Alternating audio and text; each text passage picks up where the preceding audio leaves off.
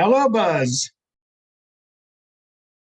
Oh my, I can see we already have a full house on its way. Hi, Lisa. Hi, everybody. Hi, Phil. My fingers were all busy letting people in, so I couldn't unmute myself. Hi, Sally. It's nice to see you. Oh, you too.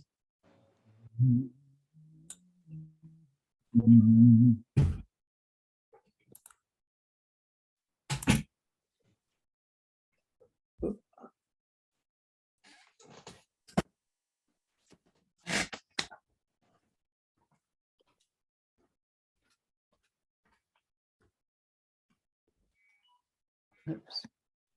Sorry. Want me to print out the agenda? Oh, I've got it here on the computer. I'm just scanning to look for the taco special at our upcoming special event because that's probably one of the most important parts of this meeting. Three tacos for $5 at El Sol during National Night Out. Woo-hoo. Oh, speaking of that, Josephine wanted me to ask you what the heck is a taco egg roll? No, it's tacos or egg rolls or whatever. The Chinese restaurant. You're teasing me, I hope. No, that was a serious question on her part. Because that fire was going to more than one type of restaurant, I was suggesting the Chinese restaurant might want to have three egg rolls for $5. All right, well. Well, I have to say, the Chinese restaurant is not open on Tuesdays, so they won't be in. Well, that's okay. It's tacos in the street. Well, so much for our general precedent that this meeting will be the slowest of the year. We're still letting people in. I think that we'll wait 1 or 2 more minutes because Buzz, you still letting folks in? Oh, yeah. Okay, let's let Buzz. Hi, Francis. Happy birthday to you. A couple days belated. It was wonderful, and it went on and on. So we will just give a couple more minutes to let folks in. I guess this struck a positive note that we would be able to discuss some street safety issues and to have such VIP guests. So let's just give it a couple minutes. I try not to talk for the full 5 minutes I'm allotted. Today I will, because I intend to let you know what we have already discussed with the city in an attempt to let you folks know what the city staff will be prepared to answer. And we definitely want everybody's voice to be heard. And if they're frustrated, angry, or happy, we want you to express that. But at the same time, we are looking forward to trying to move forward. I've been coming to these meetings for about 30 years, and I don't remember having this much city staff present, and I'm pretty sure that we have Lisa Johnson's and her knowledge of who does what that steered these very important guests. I do want to point out also that this is one of the very busiest times of the year for city staff. So it is really a privilege when we start to see our city managers tune in. It's really a privilege that we have so many people, particularly on the traffic issue. So I will make some comments about what I have already discussed and what Lisa has prepared these folks to discuss with us. And then people, of course, are always free to bring up their own questions. So I'd like to guide the general membership in ways that I think it might be a little bit more useful for us so that we can make the most of our basically 40 to 45 minutes with these important guests. One of the things I'm going to mention a little earlier, even though we're still logging in so that I can do it with general membership that I see in front of me. I am going to encourage those of you who do community briefs to please keep them to a minimum today. And if you don't actually have like something special to announce, perhaps consider just sitting the community briefs out. Is there anyone who would object if we go a little late today with the community briefs? Because I'd like to add that extra 10 or 15 minutes in for our special guests. Anybody object? Raise your hand. Okay, so we'll try to cut them down and be a little less chatty on them. And then we will also be prepared to go a little late. Lisa and I were up till 1 o'clock in the morning, as some of the city workers staff was probably also at the city council. So as Buzz continues to, I can see his face, let all these people in, I think we need to get started because I do see city staff signing in. We're grateful for them. And I'm gonna make a little bit of a prepared presentation for the next 5 minutes. One of the only benefits to being president is that we get this 5 minutes to talk if we want to. So usually I don't use it, or I'm just filling you in. I do want to try to steer this meeting with full respect to the fact that people are entitled to speak up about things that are important to them. Once again, if they're happy or if they're frustrated. But if we can streamline this, we can get more answers. And I don't think we necessarily need to repeat our complaints. I assure you the city staff are well aware of them. First of all, I want to thank Peter and Sue and the rest of the board for helping us to organize National Night Out. It is the first time Point Richmond has ever participated. It is very last minute and we are scrambling to get it together. Unfortunately, the city has a new policy that we are no longer able to use the community center unless we pay for it. That later, maybe if we have time with city manager. Well, hi, Kate, how are you? Unfortunately, that puts us in a really bad position because we were hoping to use the community center to stage National Night Out so we could get set up and broken down in the 6:30 to 8 o'clock timeframe. So I am going to ask you to attend National Night Out. It's in the Town Triangle. Park Place will be closed. It's going to run from 6:30 to 8 o'clock on Tuesday. There's taco specials. Peter has set up surprises from local businesses. There'll be hair cutting. There'll be hot sauce. There'll be cosmetics. There'll be businesses performing or present.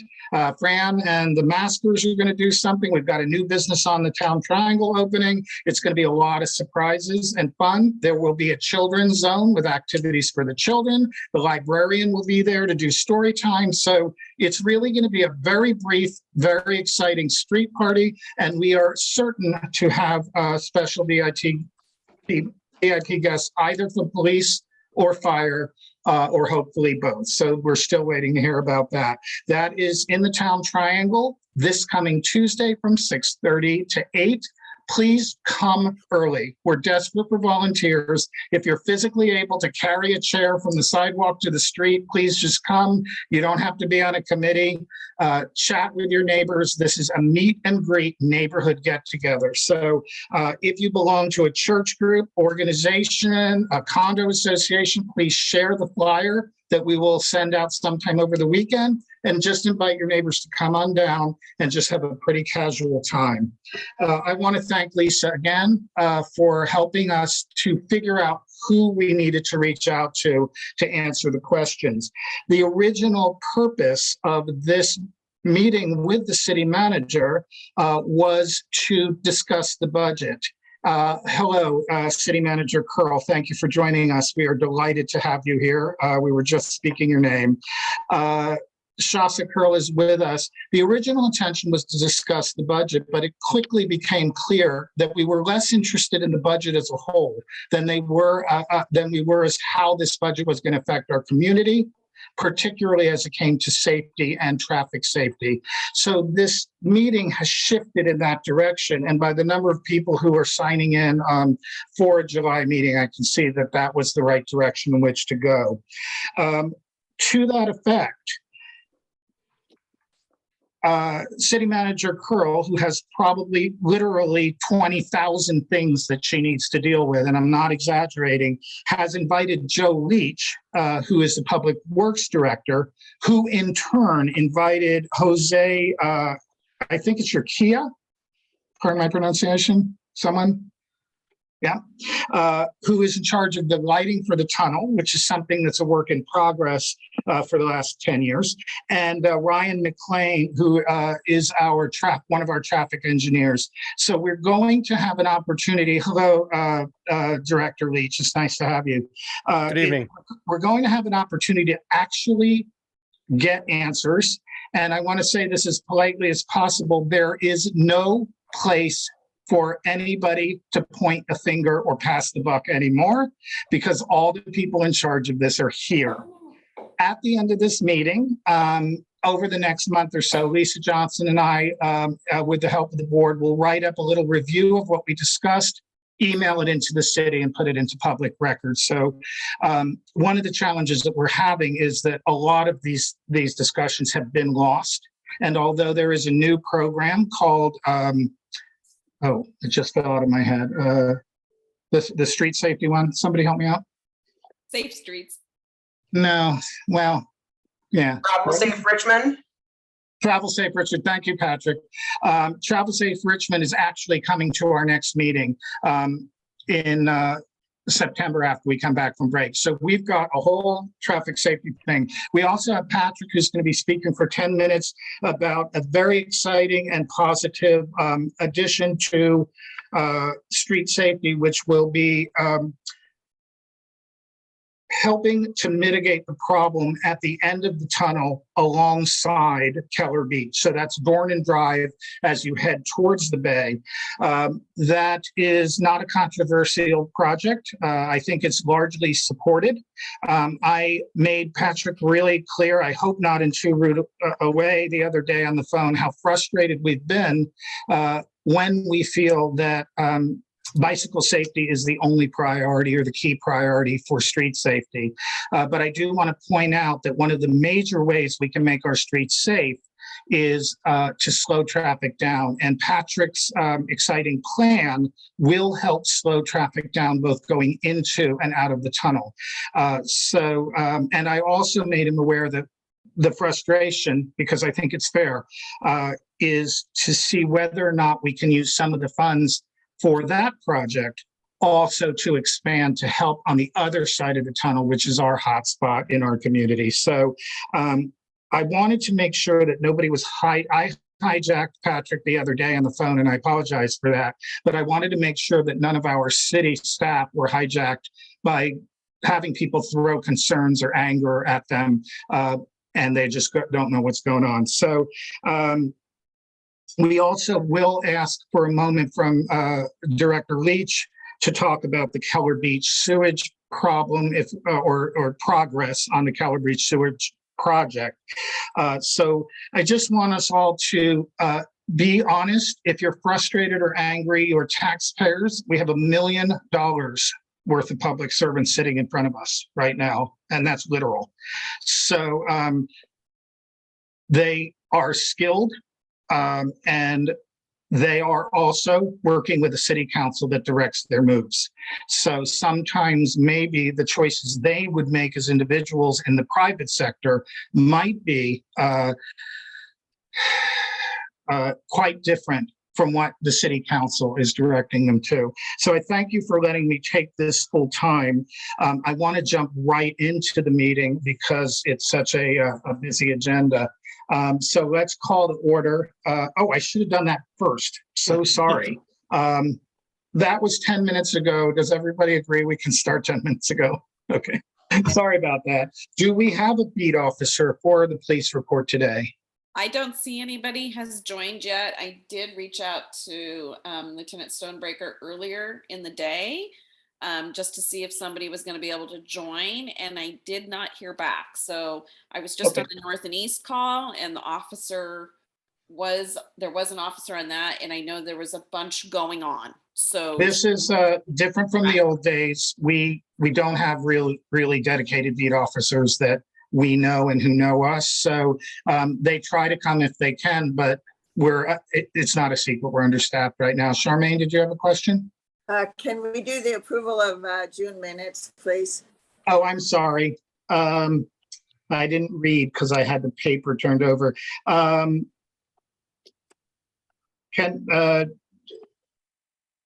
call this? Wait, where is it? I'm so sorry. First item. First line. For a call to approval of minutes. So I'd like to call for approval of the June minutes. I read them. They look good to me. Approve.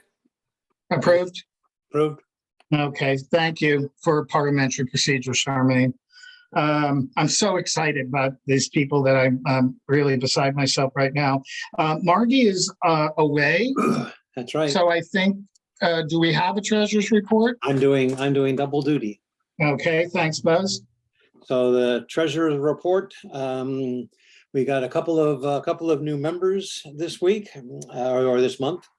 We have $20,624 in the checking account.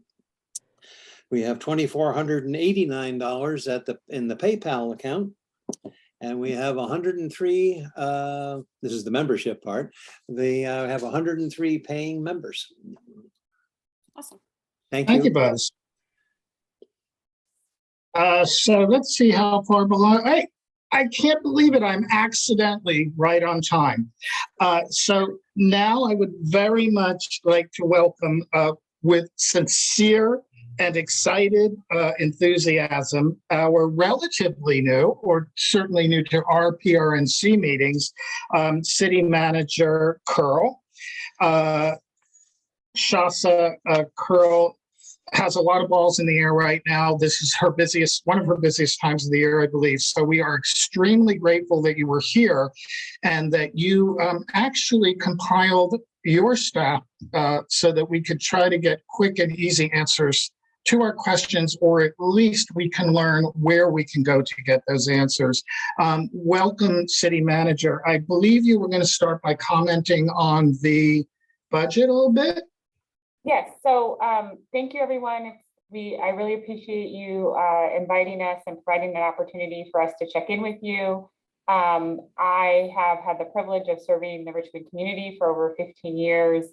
And just by way of background, for many years, I worked on projects to improve the built environment. So I'm really passionate about that. I led the Civic Center renovation, also the Ouida Ferry project, McDonald Navy Shopping Center. And so I love seeing things get built and seeing streetscapes done and all of that good fun stuff. So Joe gets to hear a lot from me. And so this evening, I have also, in addition to inviting Joe, when we originally first started talking, we were also thinking that there was a need to want to understand more about the budget. So Mubin is our budget administrator. So he's here this evening. Patrick Phelan is one of our czars in Public Works, and Antonio is here from Finance. He works on the revenue side of the budget and is helping implement Measure U. Jose is from Public Works, and he takes care of all of our city facilities, and the electricians report to him. So I think that's everyone I see from the city that's here, and that either report to me or Patrick and Jose, by way of background, both report to Joe, and Antonio and Mubin both report to our finance director, Delmy. So that's sort of a landscape of who's here and a little bit about myself. And so if you'd like to start, Mubin does have some slides he can go over with you. They are posted on the city's website, but we can do a quick budget presentation. Or if you want to, if your primary focus is you really want to focus on the built environment, we're happy to go through the list of questions that you had here. And I see that Joe and looks like Joe and Patrick have invited Ryan from Fear and Peers to help, I think, answer some of those questions. So we're happy to proceed as you all would like. Lisa? So how long is the budget presentation? Mubin?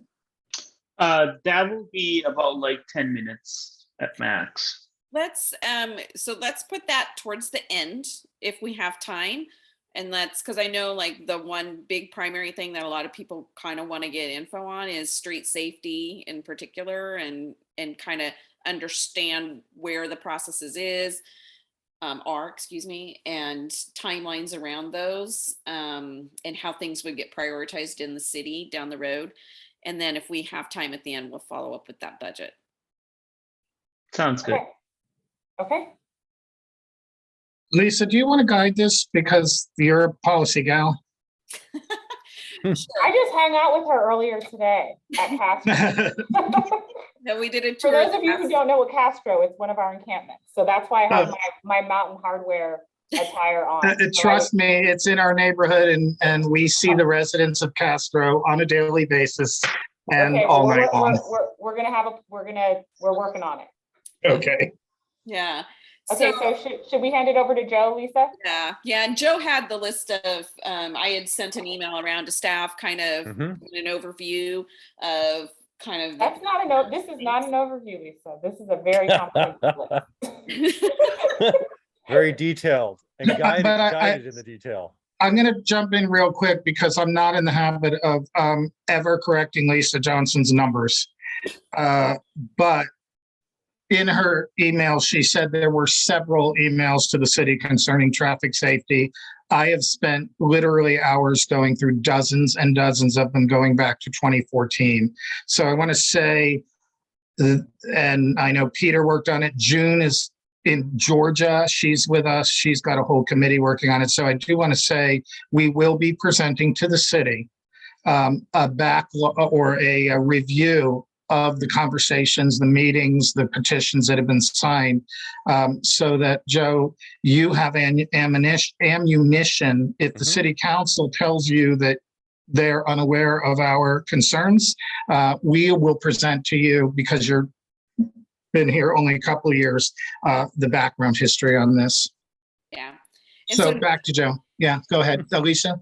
Yeah, so Joe, if you just kind of want to give a little bit of a background around the Safe Streets program, where that's at. I know the consultant from FEARS is here as well to support you in that. And then if you can loop into that, the whole $750,000 budget allocation this year for Safe Streets initiatives, how the two are going to be intermingled, and how the city will prioritize implementation of safe streets initiatives across the city in a fair and equitable manner. So that's kind of the umbrella tonight for that. May I translate for the general population? There's $750,000 immediately available for traffic issues. All of it is going mysteriously up into the hills. None of it's going to the flats at this point, and none of it is going to any neighborhood where people of color live, predominantly. Just thought I'd mention it. So, Joe, if you'll comment on that, please. Yeah, absolutely. Well, good evening, everyone, and thank you for the invitation to come and be part of the discussion. So a couple things. Yes, we did. The council finally adopted the local roadway safety plan, of which Ryan McLean from Farron Piers and Patrick Phelan worked quite a bit on, along with council members McLaughlin and Jimenez. They were the council liaisons with the project. Quite a bit of community engagement. The link that Patrick supplied for the Travel Safe Richmond is a great site that was born out of that process. And what came out of that process was 4 projects. And they are significant projects, to the point that this $750,000, while it seems like a lot, $750,000, none of that is being appropriated towards the local roadway safety plan, because these are, again, are significant projects. And so the idea would be is that we would pursue state and federal money for those projects in the local roadway safety plan. And if there's a match associated with it, then we might be able to utilize some Measure J money, some ECIA money, which is Chevron money, or SB1, which is the gas tax money, to subsidize or provide a match for some of those larger projects. But I think the intent behind these $750,000 that I understood from the council was to go towards these projects that we have been engaged with communities over the last 4 to 6 months in a variety of couple neighborhood council meetings.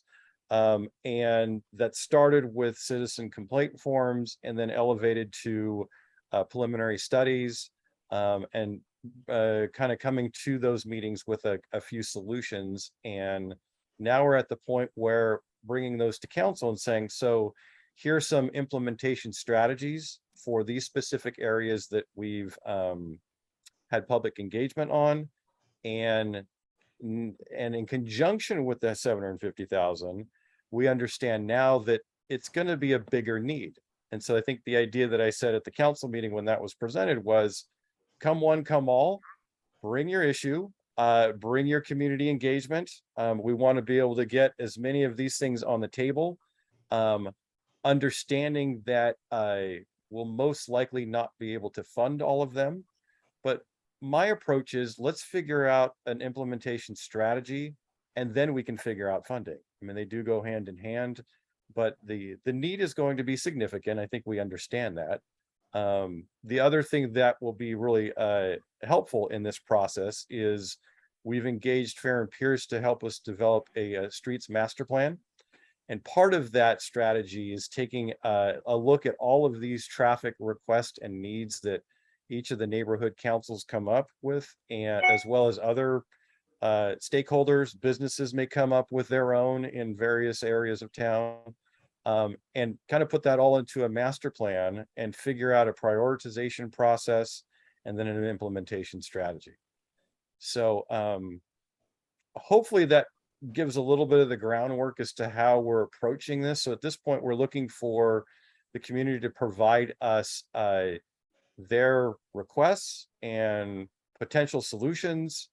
I think that was part of the staff report that Council Member McLaughlin had put together, an example of a solution that a resident had put together for the area.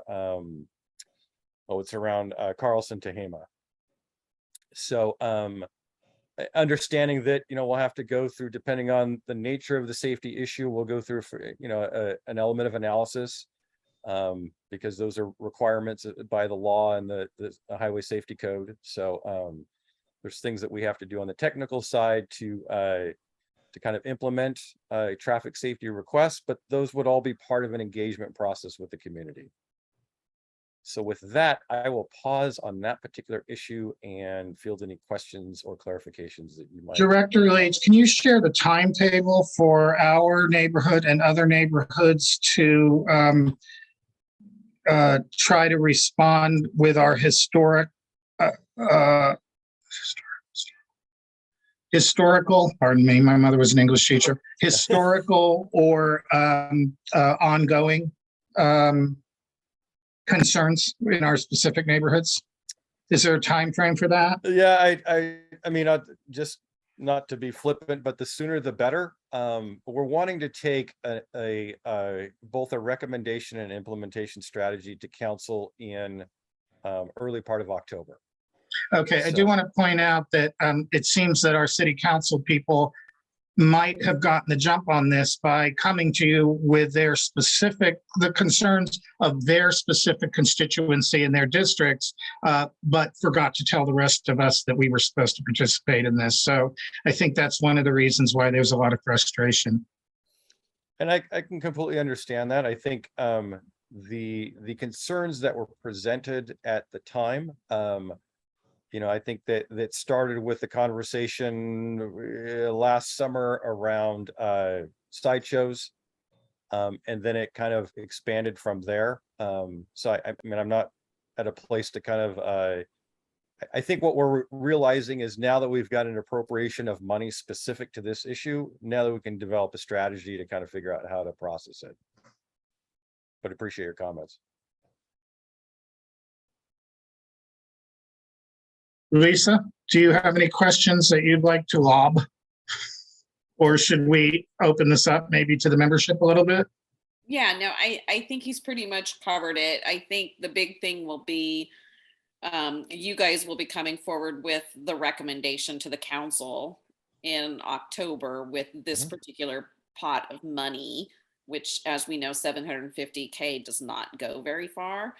And so staff will be coming forward with that recommendation. I think I do have one question, which I think will be helpful to not only our community, but to other communities that are putting this together for you, is how much detail on a plan from non-engineering community members do you want to help you formulate your recommendations, right? So for example, our neighborhood has very disparate issues, from difficult intersections, the tunnel, to sideshows, and on very difficult road stretches like Canal going out to the port, which has so much heavy duty trucks on it, that the type of engineering solutions to address these issues are quite unique compared to neighborhood intersections. So as a lay person who doesn't have these types of engineering skills,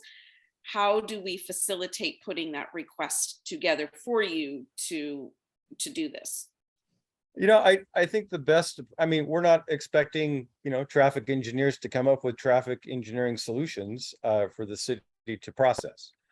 That's why we get the opportunity to engage Mr. McLean. So I think coming up with issues that the community has, if you can somehow demonstrate that this is a community issue, that there's community interest, and that's been expressed in a particular form. I mean, I'm hearing that there's long history of emails dating back to 2014 or even maybe earlier than that. If that's great information for us to know that there's been a long-standing issue that sounds like it's remains unaddressed. So those kind of informational things are of value to us to help kind of put it in the hopper and figure out, you know, if something's been around for a long time that hasn't been addressed, maybe that should be raised to the top. Again, depending on costs and implementation ideas and strategies. So, I mean, we're not looking at, you know, again, kind of reiterate, you may not have the solution, but you have a really strong sense of this is a problem. Maybe there's an engineering solution. Maybe there's a solution in conjunction with enforcement. You know, maybe there's a combination of things that can be done. Okay, that's helpful. Thank you. I see, I don't see a lot of questions, but I would like to, and I may be the last person to speak on this. I would like to keep this as constructive as possible. If you have a particularly long or detailed location, let's put it in the chat so that our city folks can take that back and answer you specifically. I do see a hand up from Jesse. Hi, Jesse.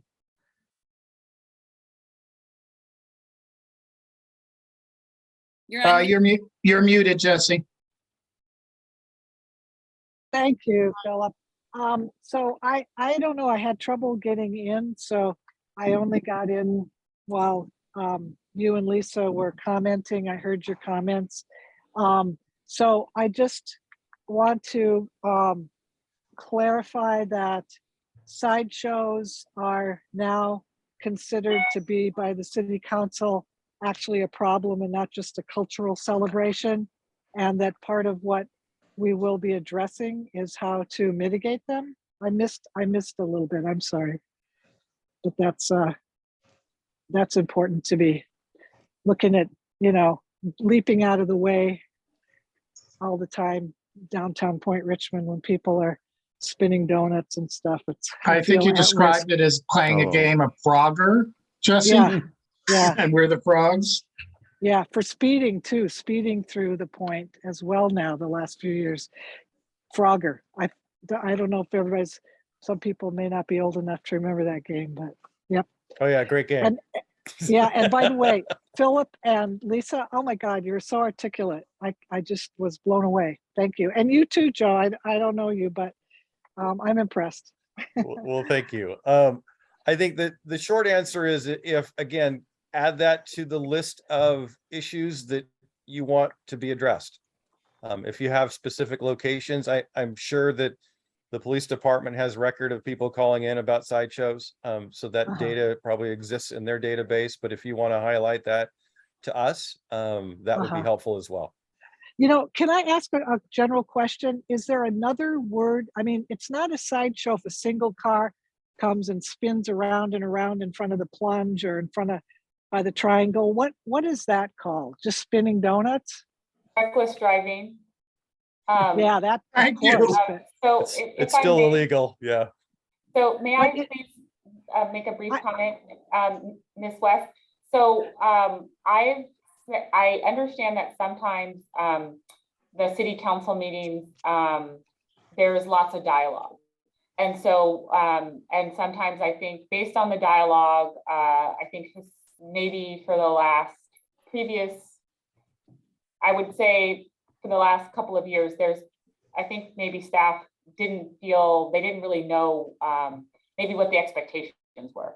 So I'm trying to make sure in my role as city manager that I'm being clear around what the expectations are. And so I have requested that all city staff enforce the Richmond Municipal Code. Now, granted, we have 560 full-time FTEs here. Okay, that's it, just 560. And there's one person retiring that I know of, and one person is moving, and one person accepted a position somewhere else. That's what I know happened this week. So right now we have 560, but 3 more are apparently leaving, and hopefully 10 more are coming. But needless to say, and so my expectation is based on the demand for calls for service that those reckless driving calls will be addressed. Obviously, they have to prioritize them based on the needs in the community and if there's other emergency events transpiring. But I do want to let you know that, and that goes with everything from abatement to making sure that we are striping the designated areas appropriately, and we're making sure that we as city staff are being as responsive as we can to residents. And I think we've learned how to adjust to COVID and how to work, and utilize technology now. And so if there continues to be concerns about any particular matter, you can always call the city manager's office. I will put my phone number in the chat. You all should feel free to give me a call if you need to get connected to the right department or to the right city staff person. And Patrick is answering some of these questions in the chat, which is super helpful. We do encourage people to use the app. Sometimes Jose and Hugo and maybe even Patrick, they get emails from me about things that I think need to get fixed. And I don't always remember to use the app, but it is important to use the app because then we can measure what we're doing. And so then you can see it on Transparent Richmond. You can see the quantity of trash that's being picked up. You can see, and they can document the locations. And so as we're trying to we've launched a whole campaign, I Heart Richmond. And so as you all are planning your neighborhood cleanups, there's a lot that we can do in partnership with the residents in Point Richmond to help try to get things in order. And that includes, apparently Joe's going to have a person on Fennelgate. That's our new opportunity today. We've decided we're going to, he doesn't know that the new term is going to be Fennelgate for the fennel that's growing. I said, if it's taller than me, then we have to deal with it. Well, thank you very much. I found myself feeling a little bit of hope, which I haven't felt in many years now. So thank you. Thank you, Jesse. I'm going to cut over real quick to June Height, who's calling us from the Deep South and has small children. For those of you who are unaware, June has been the chair of a local neighborhood traffic safety group or the leader for years now. So June, thank you. It's very late where you are, and we appreciate you being here. Thanks, Philip. Can you hear me? Yes, ma'am. Your institutional knowledge is very welcome in this conversation. Great. Calling me the head of a committee is glorifying me. I have been rabble rousing. Better still. So it is a little frustrating to hear that the city is shocked emoji about all of this because, I have petitions, right? I sent them all to you, Philip, and I really appreciate you going through all of this and collating it and, just describing what our efforts have been over the years, because it's very frustrating. And a year ago, Mr. Leach, you were here and we talked about all of this then. I was at that meeting and was in the same grumpy, same grumpy space about all of this. And this spring, it hasn't gotten any better as, traffic ramps up and people are pouring off of the bridge into our neighborhood because of Waze and Google Maps and everything else, trying to avoid all the bridge traffic and cut in line. Our school crossing guard, I have personally seen her have to jump out of the way of vehicles that just get frustrated because they're sitting in more traffic on surface streets than when they got off the bridge, like Google told them to. And she's going to get hurt. So, and there are children that are walking by at the same time. Somebody's going to get hurt. And we've already had a person lose 2 legs. We talked about this last time. It's just, I don't know what more to do to get help. We've been begging. So I just hope that somebody can hear it. And Dane Rogers was working on this for years. I don't know if it just didn't get passed along, or if I hesitate to give my real thoughts, but that's where I am. So thanks for June, coming. thank you, June. It's reasonable for taxpayers to be frustrated and not mellow all the time. We are talking about our children. This meeting, and when we used to have live meetings, is when emails, letters, and petitions become face-to-face real human beings with real children.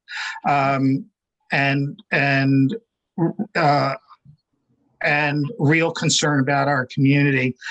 What I want to do for a moment, and please bear with me because we have 2 screens here. I don't see any more hands raised right now. What I'd like to do, because we did ask for some comments concerning the progress of the Keller Beach Sewer project, I'd like to jump over to that real quick if I can, Joe. And we do want to have at least a little bit of the budget because we appreciate you being here, and that was the original intention of this meeting. So, Joe, could you give us a little update? And also, there are several people on here who are curious about this. I think it might be very useful if you just tell them where rather than try to sort out a complicated project in 4 minutes, how they can find out more information, more specific information. Can I just make one comment real quick, Phil, before Joe Yes, ma'am. dives in? Joe knows that I have really high expectations, but I do want to be fair. He's our only city engineer right now. So all this, we have vacant Staff senior engineer. There's only one engineer employed by the city. Thank you. Just to clarify. So we're recruiting for 2 deputy positions in Public Works and the senior civil engineering positions. So that's, it's an unfortunate circumstance, but that means all the folks like Dane, who used to be here to process those requests, are not here. And so we're working diligently with HR to fill those positions. I think you should have a human here soon, right, Joe? You're in the final round of interviews, I hope. And should have a deputy joining. So I just wanted to make sure folks understood that it's not for, that's why there's been a lapse. And then also Joe is still relatively new to his role. He's been here a little bit over a year. So so folks have that context that we're not doing anything nefarious. Literally, we don't have staff. So I think we'll get this list and we'll go through these questions and we want to make sure you have the CIP budget. And we're also happy to come back again. So if we don't get through everything tonight, we're happy to come back next month. I'm volunteering everyone. Or September. We're off next month. We're off the next month, just like the city council. Oh, okay. There you We're go. having a special meeting, so I don't think we're really off, but I'm happy to come back to the next meeting in September. And City Manager Curl, I think that every single resident of Richmond knows that we are desperately understaffed. So every time we get cooperation and a friendly voice on the phone, we may be frustrated, but we do understand there is a person hopefully doing the best they can on the other end. Right before I asked you a question, Joe, but before we go to that, there are a lot of people here. Does anybody object if we add another 10 or 15 minutes to, including our special guest from the city, if we add another 10 or 15 minutes to this meeting? Do I see any objections? Please raise your hand. Objection or yes? Objections to us. Okay, we're not even going to take a vote. We're so honored and glad to have you here. I think we should just drag this meeting on a little bit longer. If the city council meetings can go till 4 o'clock in the morning, we can go till 10 or 9:30. Okay, so Joe, the topic at hand was what you know about the progress of the Keller Beach sewers. So the last council meeting last night, one of the agenda items was to approve a contract with Coastland Engineers. They were the ones they were actually a sub-consultant that performed the assessment of the Keller Beach line the sewer line, the sewer main that is in on the beach. And so the next phase of them doing that is to kind of begin to explore alternatives, options, costs, financing. And so that's the scope that was approved by the council on Tuesday night.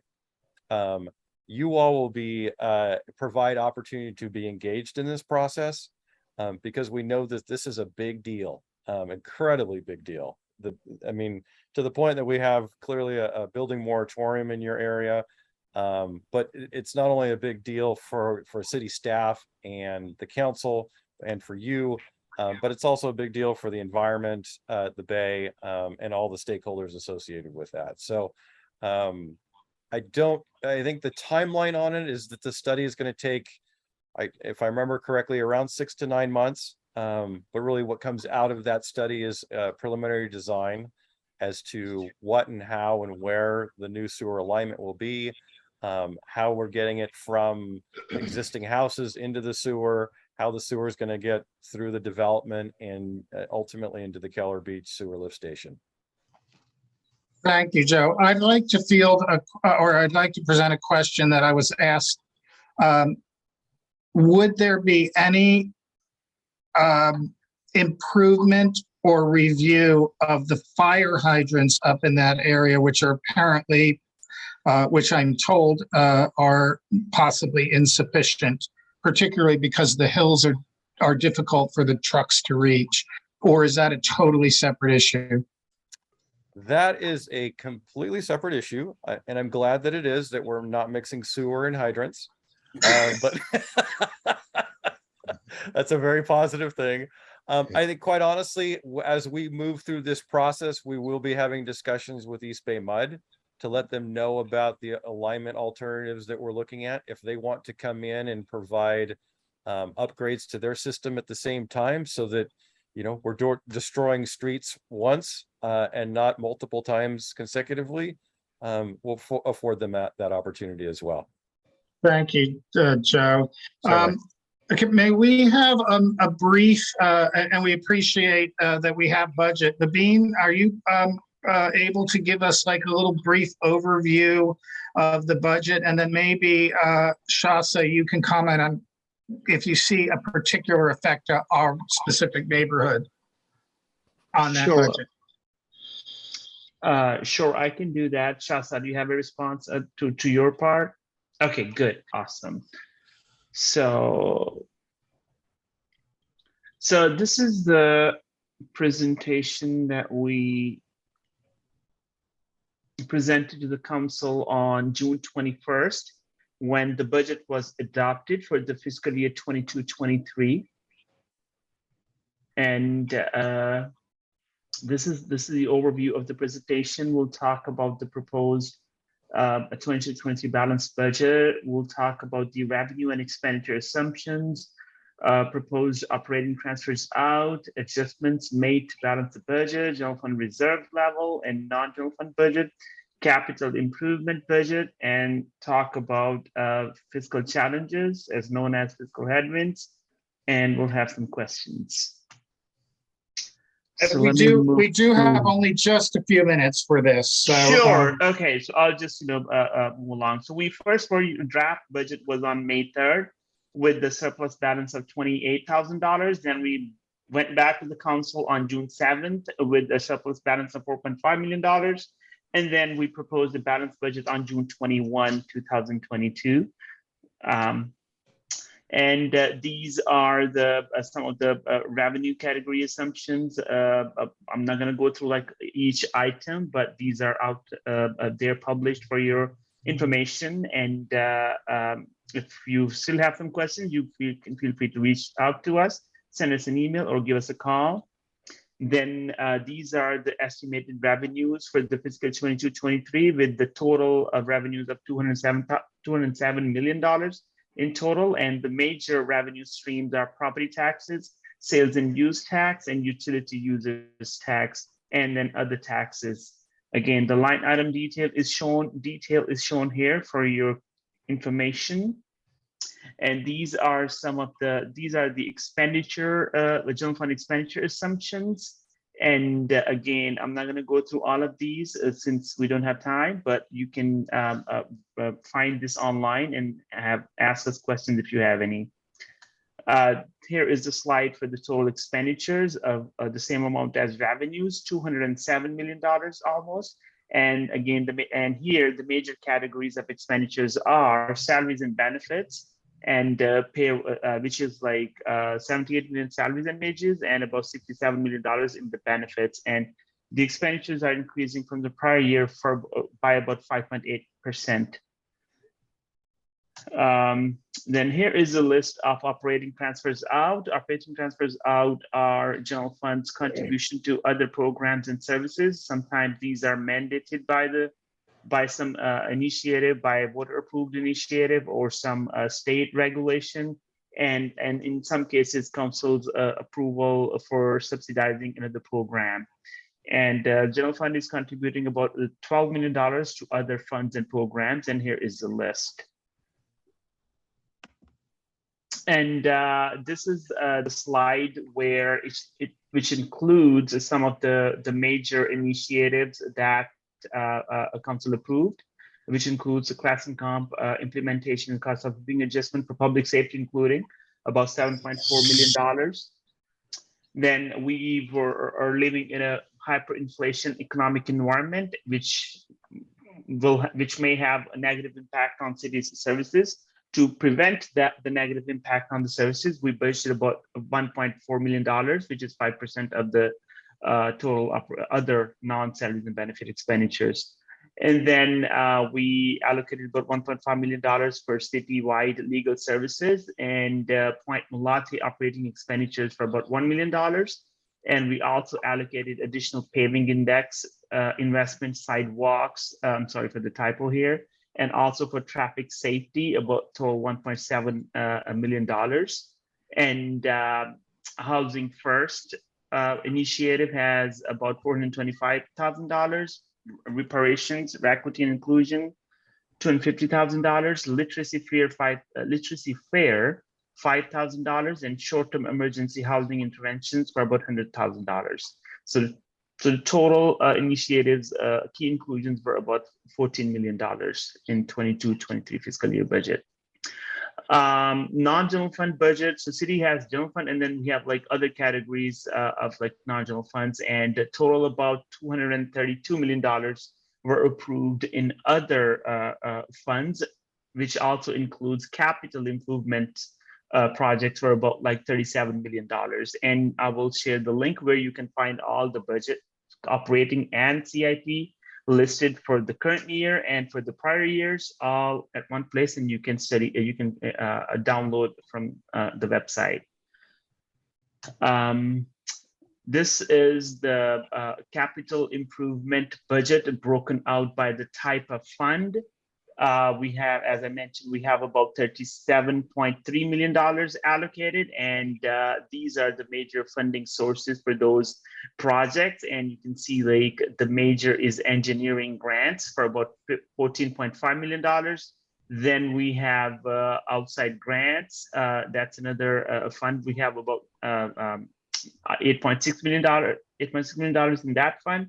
Then we have gas tax and SB1 and general capital and Measure J. All these funds are part of the total $37.3 million for the capital improvements. The detailed project can be found in the capital improvement budget document online, which I'll be sharing link again.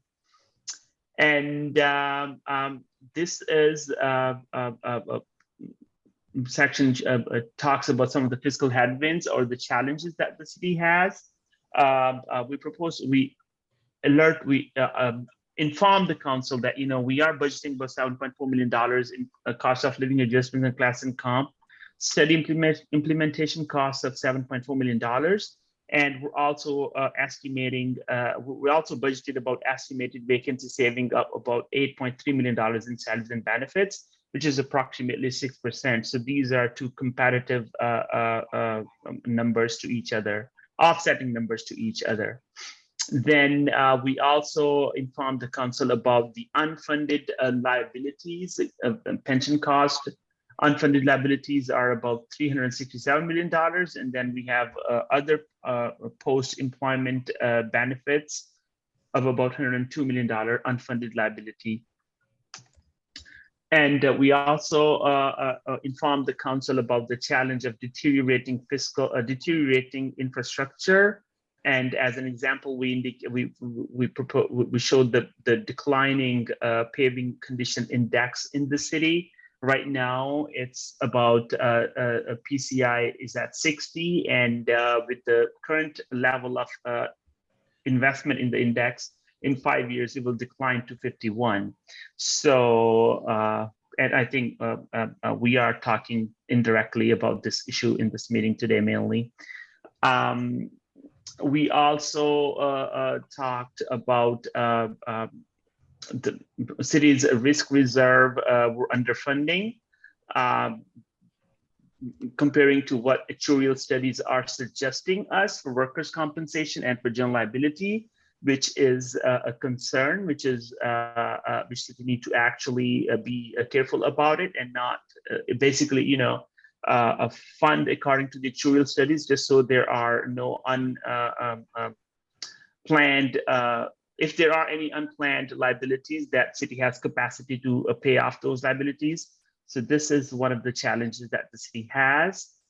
And the next steps would be in September. We'll come back and talk about closing out the fiscal year 21-22, which was the last fiscal year, and we'll get the council's guidance about that, how the city wants to deal with how the city wants to end the last fiscal year. And then I will also provide a first quarter update of the fiscal year 22-23 in October. And this is the presentation, and thank you so much. And any questions? Thank you, Mabeen. What I'd like to do is I'd like to throw one idea out, and then I'd like to ask Lisa, would you be willing to sum this up because you're our local budget wonk?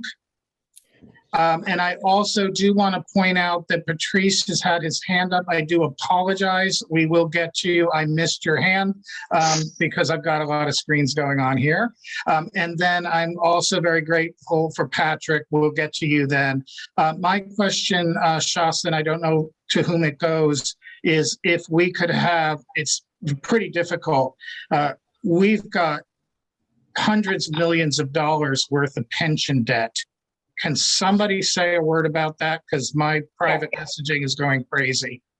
Yes, so Richmond is not alone. A lot of cities in California have a lot of pension debt, and unfortunately it's not getting better because we just learned last week that CalPERS lost $29 billion.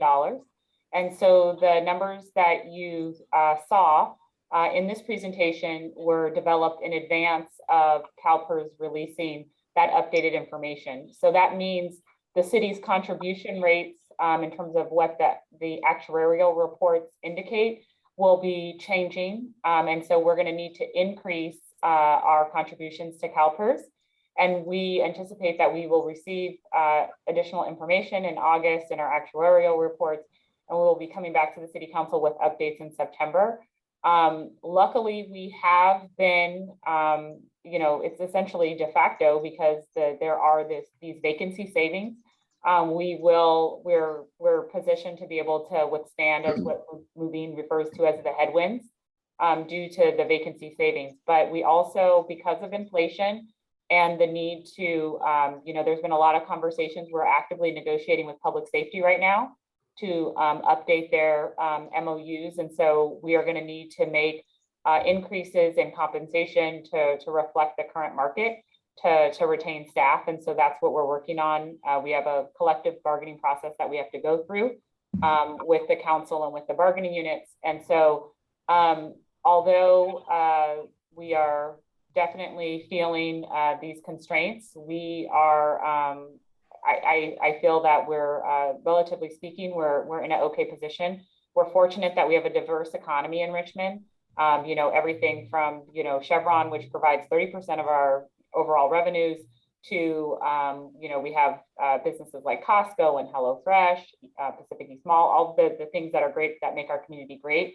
And the economy is continuing to grow. We do expect next year that, and probably the year after now, based on, you know, projections from our sales tax consultants, that we're probably going to start to see some pullback in sales tax. But we, you know, a lot of that remains to be seen because consumers are still spending. So everyone keeps saying we're in a recession, but consumers keep spending and there's jobs available. So we're in a very, we're in a pandemic. This is not, you know, sort of textbook economics. And so we're just trying to be very, very prudent with our expenditures. Shasta, could you repeat the percentage of income that comes from Chevron? Overall, the overall income from Chevron, based on what they contribute for property taxes, UTT, as well as a variety of taxes, they comprise about 30% of the city's overall general fund. Thank you. And Patrice, I'm going to ask you just to let Lisa finish up this topic of the budget. And I do apologize because I know we want to go back to your comments, your question from previously. So please forgive me for that. Lisa, do you want to sum up I'm sorry, some thoughts? I didn't answer your question about the pension obligation, about the pension. So I'm sorry. So last night we, the city council authorized us to deal with $160 million of existing pension debt. So that is happening now. And that's our other heavy lift that's in progress. And then we have the balance. And so if we get to a point where there is a reduction in interest rates again, and if the city's bond rating is where we're hoping it will be, that will position us to be able to deal with that debt. But it is something that is a challenge for a lot of cities in California. Is it $700 million? No, it was 367 is the number that was here. Now, based on current updates, it's closer to between 367 and 380 million. Thank you, Manager Curl. Lisa, so we can get out of the budget, or no, I don't want to get out of the budget, so we can wrap up the budget talk and get back to Patrice. Did you have something you wanted to comment about on the budget? No, I think staff put a link in the chat for anybody who wants to go. Finance does a great job of putting all of their city council presentations, the updated versions that were the final presentations to the council on their website. The link is in the chat. So if you want to see and go through the budgets or any other presentations, they're right there at your ease. And you can always contact Antonio in staff, and he can, he's very responsive and can get you what you're looking for. If you have any questions on the budget, it's been awesome. And as Shasta said, they just restructured our bonds for pension. Recently, the council's been focusing on that. It was a precarious situation. It had to be done. It will help spread our debt out so that we don't have to pay so much in the next, 5 to 10 years up front, and spreading it out and get us out of another swap. So it's looking better. It's the state CalPERS passing it on to cities. It is very problematic for municipalities. And it's a huge portion of our debt. And for anybody who wants to know more, feel free to private message me or email me at any point in time, and I can share some slides with you. And then you can always ask the staff for questions. And I would encourage anyone contacting Lisa to pack a lunch or two and maybe have a big bottle of something strong, because she has a lot of knowledge on this. Thanks, Lisa. And I also just wanted to say, somebody asked me, as of this week, I will be serving a role in city staff. I took a job in the mayor's office as director of public policy for the next 6 months while he finishes out his term. So if any of you do have questions or need anything, feel free to reach out to me as a resource in the mayor's office for the next 6 months as well. Congratulations, Lisa. I know this is bringing back your youth, because I understand you're making as much as you did when you were 14 working at the ice cream shop. Congratulations. Patrice, you've been very patient. Thank you. I'm sorry I missed your hand earlier. Okay. Can you hear me first off? Yes, sir. Okay. First off, my name's Monroe. I'm using Patrice's computer. I thought so, but these days. Yeah, yep. She or her. Yeah. Let's see. Thank you for allowing me to be here. I live above the Santa Fe Market, and I've been here for 25 years. I don't know if you all know where the Santa Fe Market is, but I occupy the 2-bedroom apartment above the market. I have a little balcony above the store also that overlooks the town. I have several observations that I've had for being here 25 years. And I just want to, throw them out there. I don't know if this is the time or place, but they're real quick observations. And I guess hopefully this is a time I could bring it up. Am I correct? Is this a time? I think you should, Oh, okay. Thank you. because you've got a bird's eye view. Yep. One of the things that I noticed, all day parking. While people get out their cars in the morning time, walk down to the bus station, they hop on they get in carpools, and they go to the ferry buildings or wherever their destinations are. I see them get out the car with their backpacks, put it on, and walk down the street. And a couple of times I followed people, and they walk down, they hop in other carpools. But the cars are parked here in town all day. They don't move. Okay. And the other thing, I've got neighbors that park the cars here in town. They don't move either. And so there's a 2-hour parking sign there. And so I see people that come into town, elderly, disabled people. I'm a disabled person. And when you come into town, there's no place for them to park, to do shopping, to go to other stores or anything, because cars have been sitting here all day, all night. Okay, another thing, street cleaning. Yes, street cleaning does come down Point Richmond, down Washington, Washington Avenue here. But the thing is that I hear them on Monday morning, they fly up and down the streets, but they don't get the curb, because the curbs are all parked with cars that have been sitting there. So you walk down the street, there's so much dirt, litter, mass, COVID mass all up and down the street, because the cars don't move. It's there all the time. A few more things and I'll be finished. Okay, going up Washington and coming down Washington, it's a launch pad. For years, I've been saying something about, let's get some speed bumps. Years ago, the fire department, I believe it was, said that they couldn't put it up there because it takes so much time going up the hill for them to answer emergency calls. Well, in Tewksbury, they've got speed bumps. The freeway is right there, so it seems like it would take them the same amount of time going up the hill as they would going around there. I don't know, that's something city engineers would have to work out. Okay, and trees up and down the neighborhood around here, they're going crazy.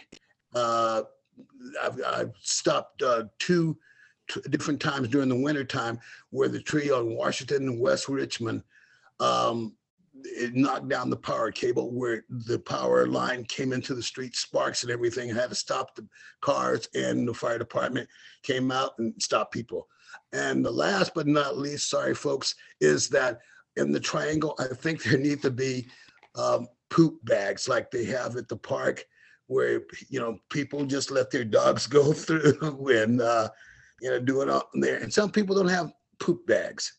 So I think those little free bags that they give at the park, put it there in a little garbage can so people could drop them in there. Ta-da! Thank you. Thank you, Monroe. Some of the poop bags I'll talk to Parks about. They've been really helpful in the triangle. And so I'll even field that one for you. The rest of these are all things that have been discussed. I just want to make a blanket statement. I have massive institutional knowledge about speed bumps. I assure you, we have addressed this at least 15 times over the last 40 years. Unfortunately, they can't be there, but I do want to point out that there was some mitigation on Washington. So we're hoping that we can get more. Chris, Cordell and Chris, I'm going to ask you to hold on because we're running a little bit late. I'd like to go to Patrick, and then we'll go back and speak to Cordell and Chris on their questions. And then we might have to start to wrap this meeting up and invite some of these guests back again. Patrick is here to present an exciting improvement to both bike safety and improvement that I also think will be a first step in mitigating some of the speeding coming in and out of the tunnel alongside Killer Beach. Thanks for waiting, Patrick. Oh yeah, it's my pleasure. Thanks, Philip, and thanks to everyone for being here and allowing us to present. I've been with the city for over 11 years. My background is more in GIS and mapping and also active transportation planning. As we mentioned before, I'm not an engineer, but I work with a lot of regional agencies like the Metropolitan Transportation Commission and their Active Transportation Working Group, other groups. And through that, those connections, MTC came to the city of Richmond and they had extra funding on a design contract. It was a project they had set up for implementing the San Francisco Bay Trail, and asked if we had any small projects that we could work on. I live in Berkeley, but I bike and drive and walk in Richmond and in Point Richmond. You know, it's very much a destination. I hope you guys all realize that. And it was a good point that someone made out before that there's a lot of complicated stuff in Richmond. You know, there's a bridge, a freeway, a tunnel, and then a bunch of tiny neighborhood streets all together, and the Bay Trail. We've gotten a lot of complaints. I think I even got an email from Lisa about problems at the intersection of Western and Dornan at the south end of the tunnel. And there's also actually a gap in the Bay Trail. You know, you can walk or ride your bike on the narrow path through the tunnel, but once you get south of Western Drive, there's just a sidewalk for a while before you can get to the first bike ped path that goes into Miller Knox Park. And I've always felt that it would be great to have bike lanes on Dornan Drive. We also get a lot of issues with people talking about the conflicts between, you know, these cyclists that want to go really fast wearing their Lycra outfits and people that are going slow or are walking their dogs or doing whatever. So I presented, I'm going to share my screen now. I suggested to the MTC folks that we focus on Dornan Drive. And I initially, my idea was focused on just the intersection of Dornan and Western and that little segment that leads to that first entrance to the park. But over the past couple of months, we've had a few meetings about this, and the idea would be to present this for the entire stretch of Dornan from the tunnel down to Brickyard Cove Road. So this is the plan showing right here. What the idea is that we would push out the existing parking on the west side of the street, so where people normally park near the park, push that out about 16 feet so that a two-way bikeway could be built in between there. So this will be similar to what you might have seen on South Garrard Boulevard, just north of the triangle. And so all of the parking on, most of the parking on that side would be preserved.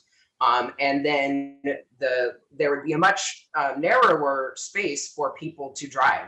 You know, right now the road is very wide, and not only are bike lanes good for bicyclists, but they do act as a traffic calming element by making the lanes narrower. Like right now you have, I don't know, 15 plus feet to drive in. And so here the lanes would only be 11 feet wide.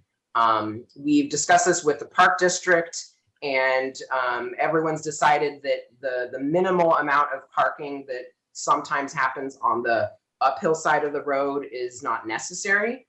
And we could, you know, if there's already parking restrictions on part of the road right here at the northernmost portion. But here's a blow up of the location right at Western and Dornan. And we feel like this would be a great improvement for people walking, biking, and for vehicle safety here. The main idea here is that if you're biking through the tunnel, you could then, instead of having to go into the road or go onto the sidewalk, which we don't want because bikes shouldn't be biking on the sidewalk, you'd have this on-street path to continue on the north side of the top of the screen, you can see this is that entrance to the park. And then here is a diagram showing existing conditions where, like I said, the street lanes are very wide, which encourages people to drive fast. And now they would be made more narrow, and then there'd be room for this bikeway. So Patrick, would it be safe for us, just for those of us who have trouble reading graphs and charts, would it be safe to make a comparison to the Tewksbury project? Yeah, it's definitely similar to that. Right. And I do also want to point out that I believe the bicycles are going away. At least that company's gone out of business. So unless they replace that company, the bike racks will be gone. And that the one parking space they took out. Do you know? Is it too soon to know? I don't know what the future holds for our bike share program. Okay. I don't want to hijack you, but I do want to point out a couple of things that Patrick and I talked about that he was really delightfully receptive about.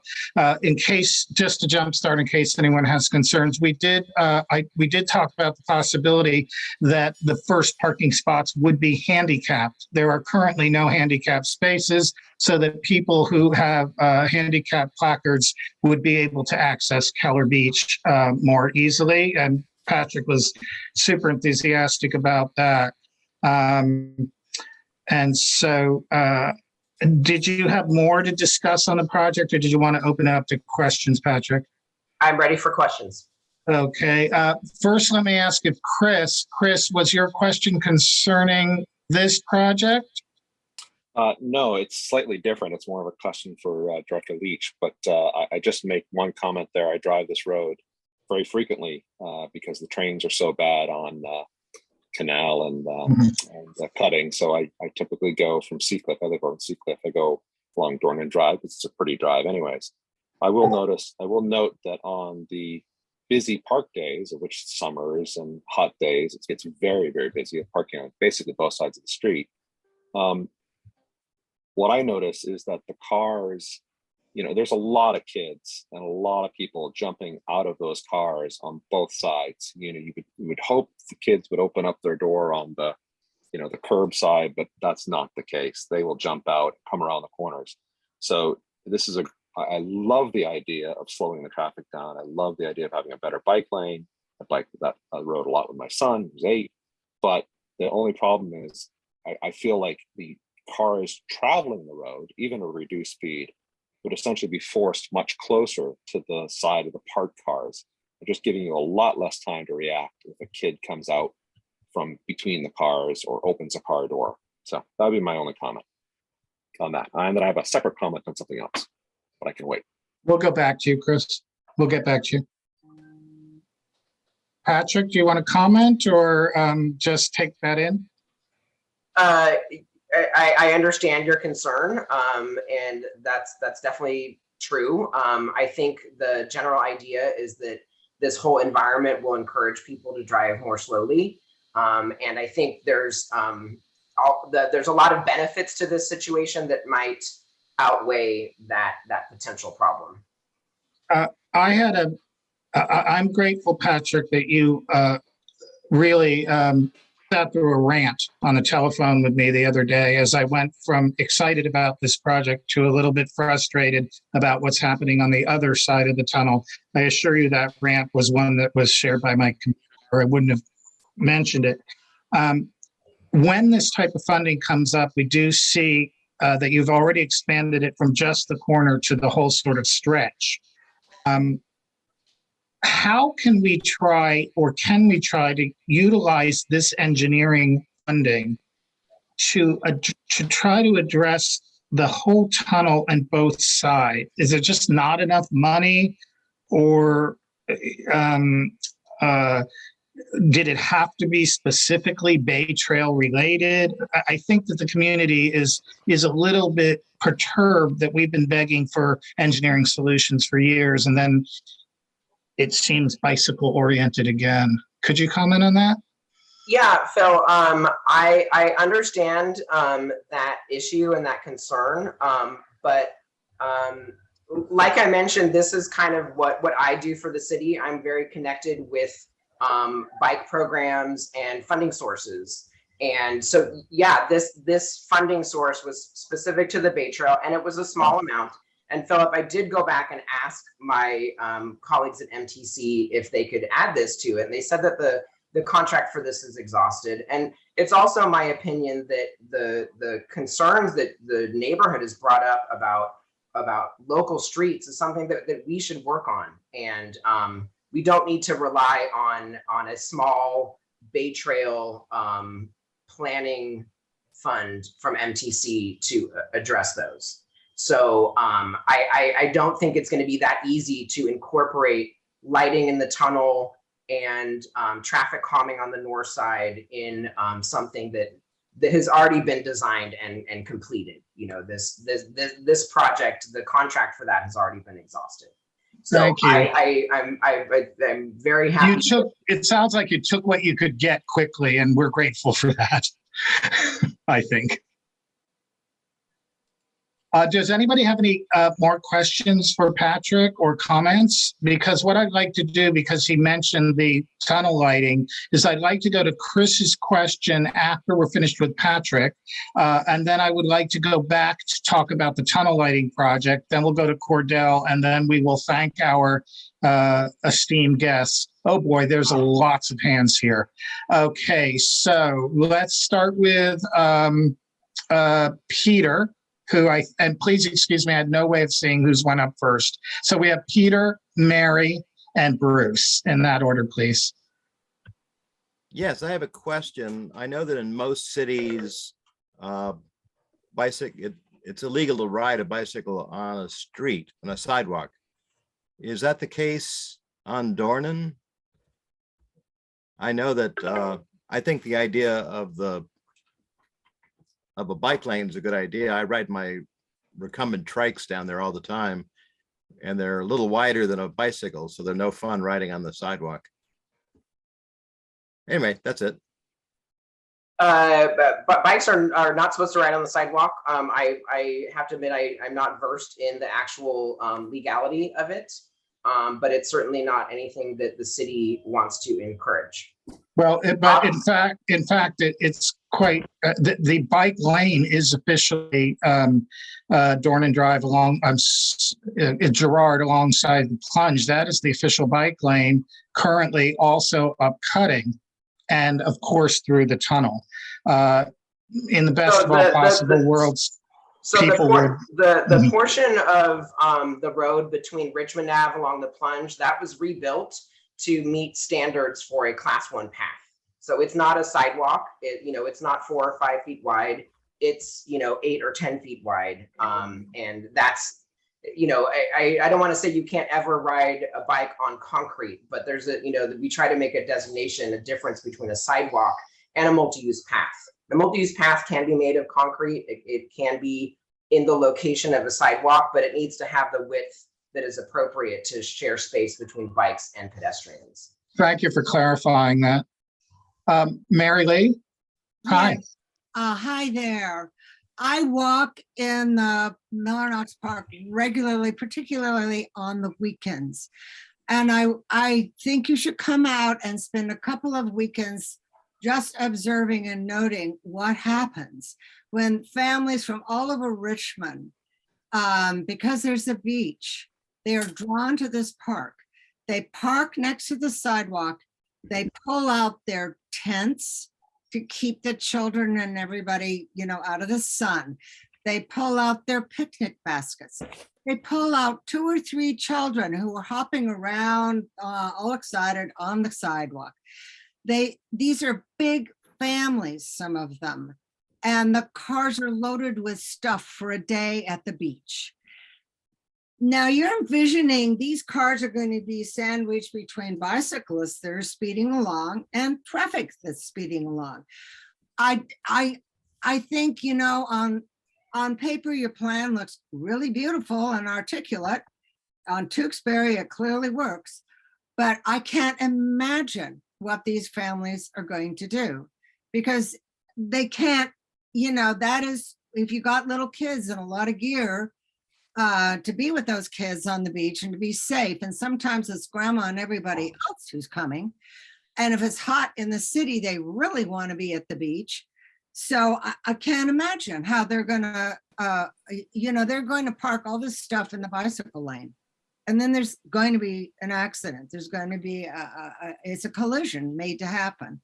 So I just, I love the way this looks on paper, but I just beg you to come out and observe, document what happens on the weekends. So you have the facts and the data to really use when you sit down with that nice, paper and drawing apparatus. It sounds like Mary Lee and Chris are thinking in the same direction, and I see a lot of head shaking for those of us who use the park a lot. While we're still on this particular bike lane subject, we'll talk to the king of the bike lanes, Bruce. Then we will go, I think we just need to let Chris address his question because he's been so patient. And then we'll go back to Jose for a little summary of the lighting in the tunnel. And then we will thank our city staff for their generous time. Well, I'll have to decline the honor of being the king of the bike lanes, since I don't even have a bicycle. But, all right. His Royal Highness of Bay Trail. Call it what you wish. Bruce is a familiar voice in this. This project will obviously do a lot for bicycle safety, especially cyclists heading northbound toward the point, toward the tunnel, where right now, if they're on the road, which most are, they have to swoop across the road in front of traffic, including that coming from a dark tunnel, in order to get to the elevated pathway through the tunnel, or else drive through the tunnel. So, but it has other benefits, side benefits, that I think are really important. One, the narrowing in traffic calming is almost inevitably going to eliminate the donuts, the spinning of cars out there. There won't be enough width on Dornan Drive.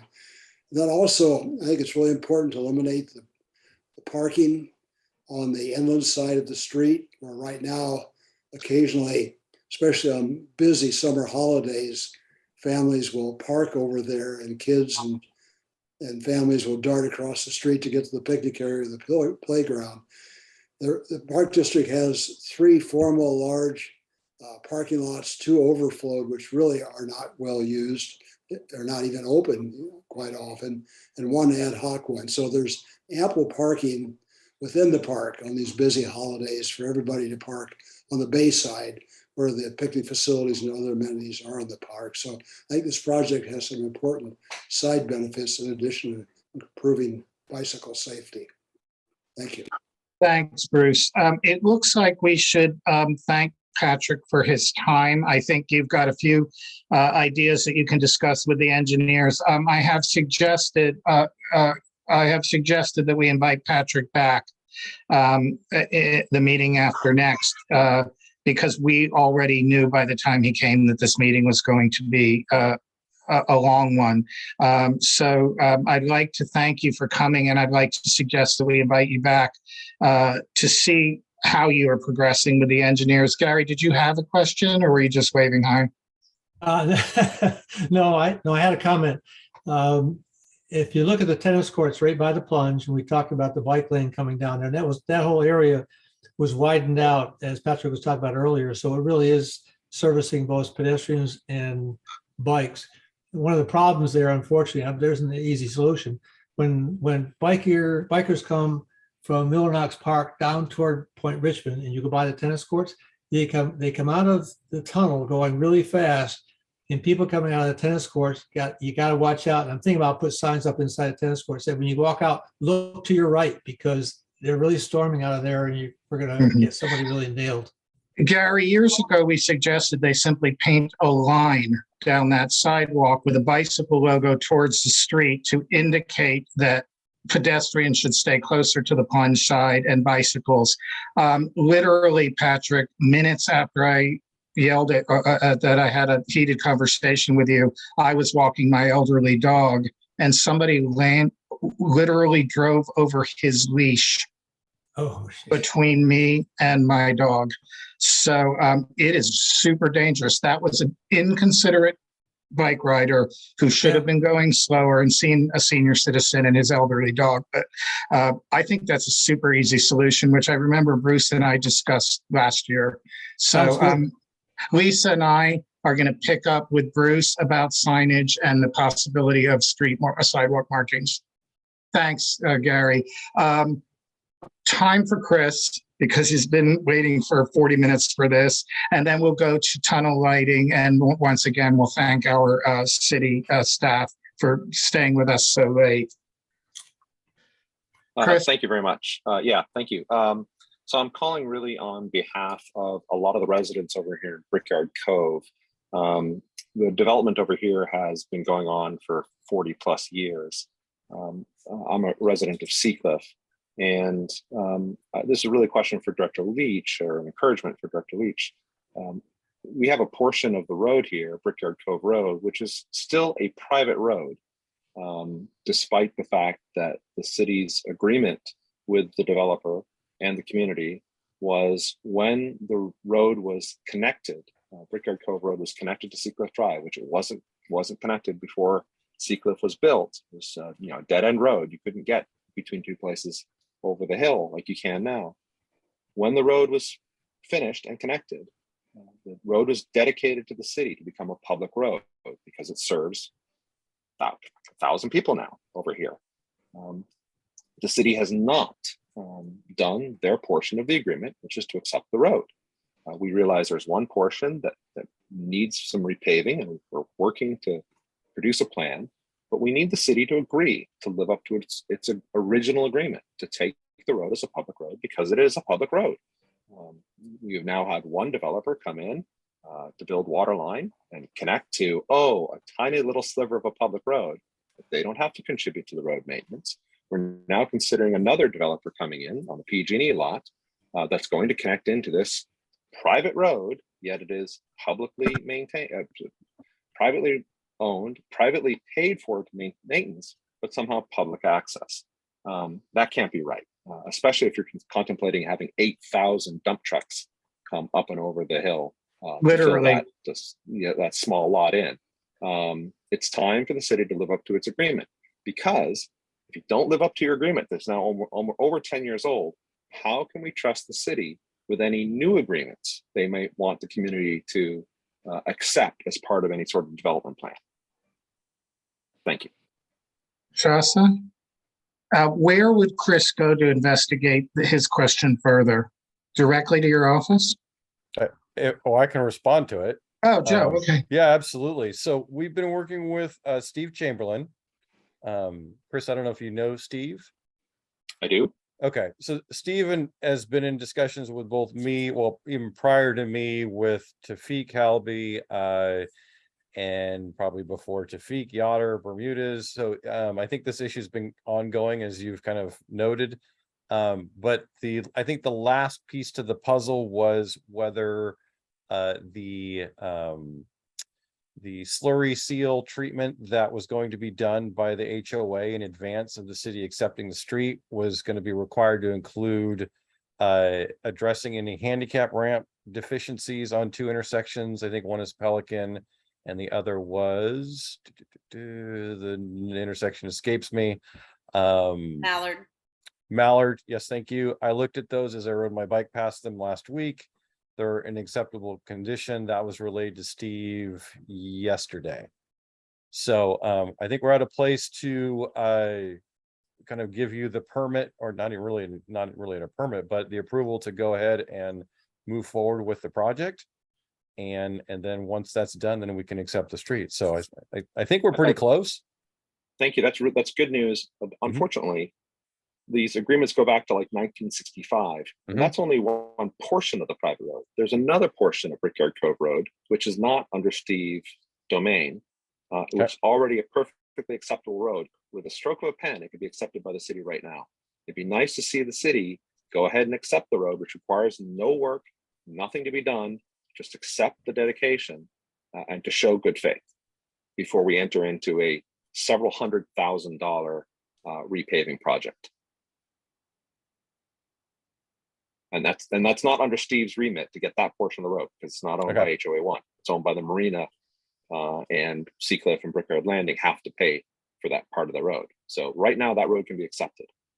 May I make a suggestion respectfully? First of all, Chris, thank you. I think I can speak for the PRNC that we do not hear enough from Brickyard Cove. You know, it's half of the population, more than half the population of Point Richmond. And it's important to all of us. So I'm really glad you're here. This sounds like too complicated an issue to wrap up in the 5 or 10 minutes we have left of this meeting. Is it possible for us to instead of trying to get an answer on the situation, to get an answer about what you need to do to pursue it, and then we can come back to it in a later meeting?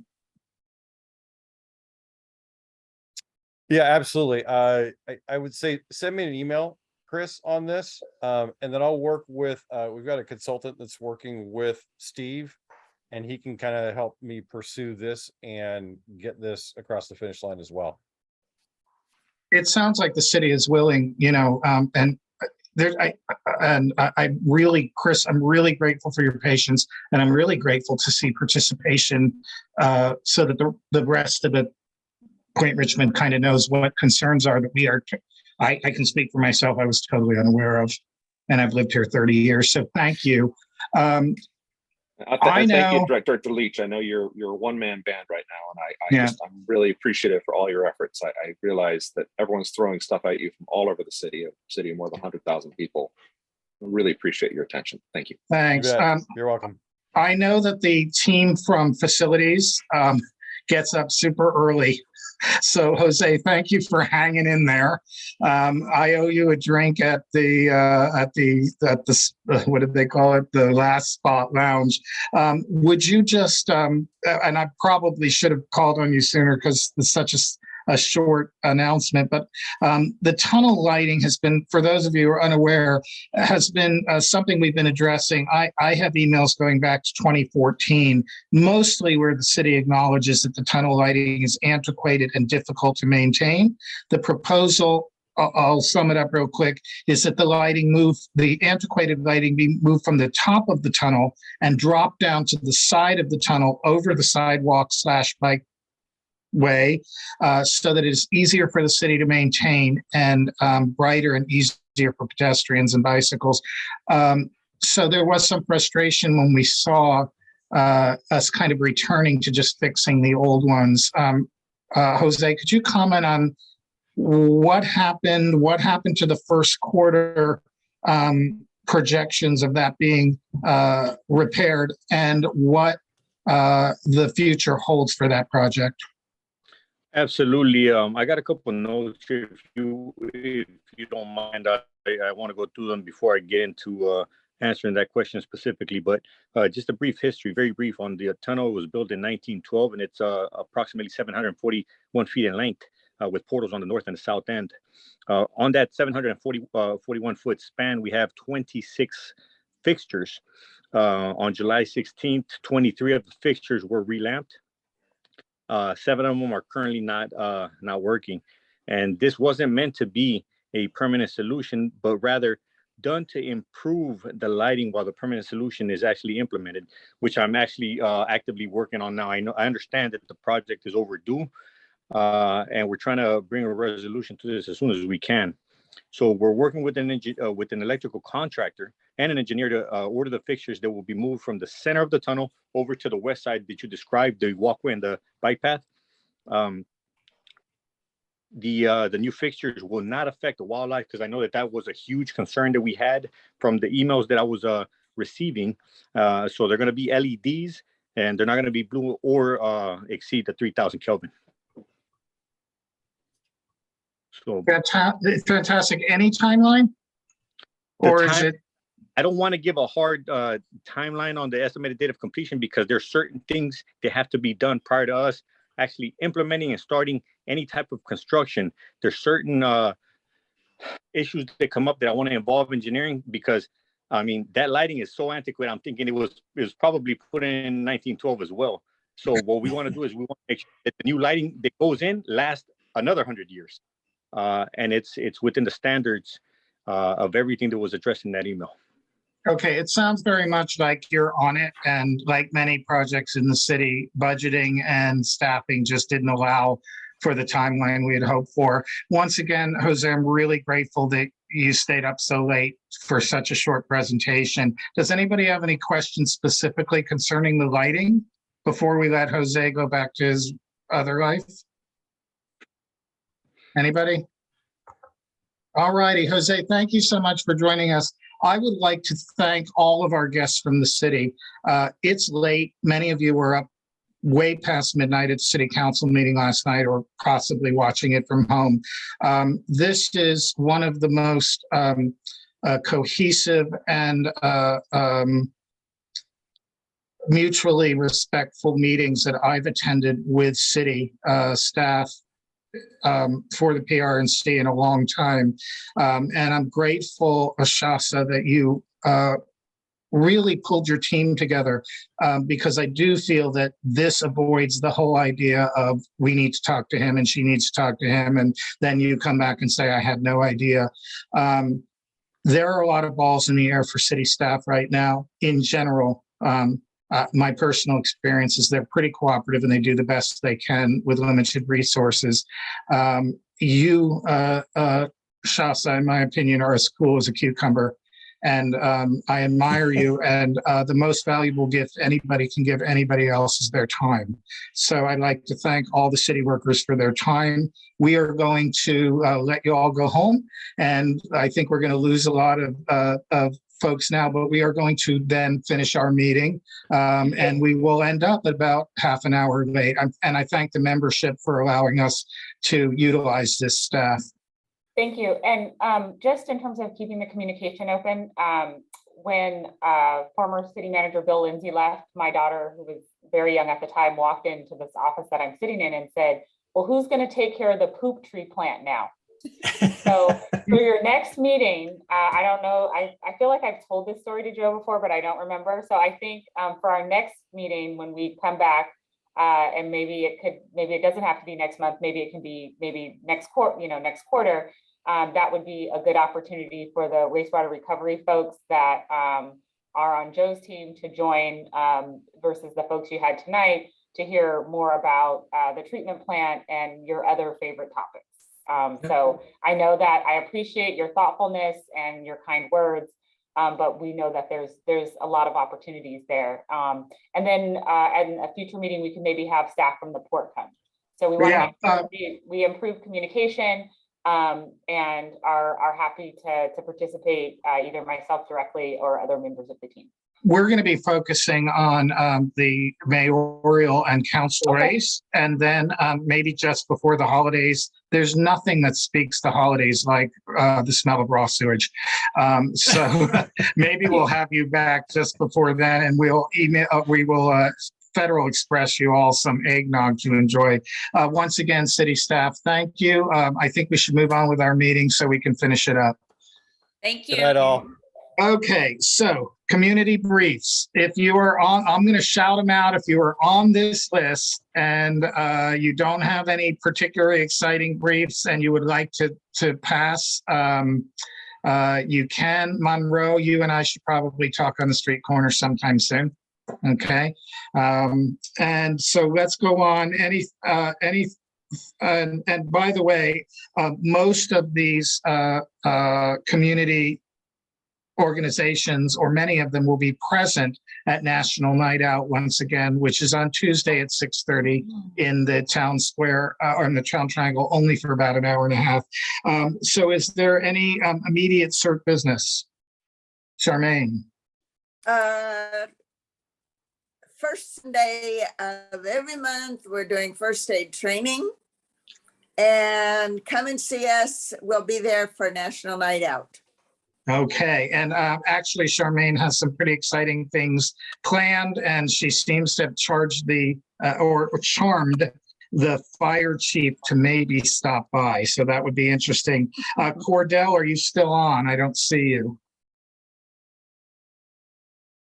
Karen, are you going to speak for the Business Yes. Association? Yes, an actual board member of the PRBA.